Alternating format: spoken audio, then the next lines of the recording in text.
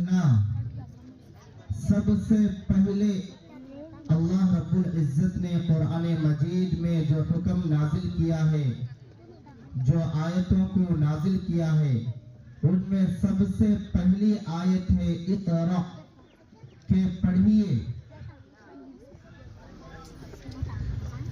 क्यों ना ये हुक्म नाजिल हो, इंसान पढ़ने ही के जरिए से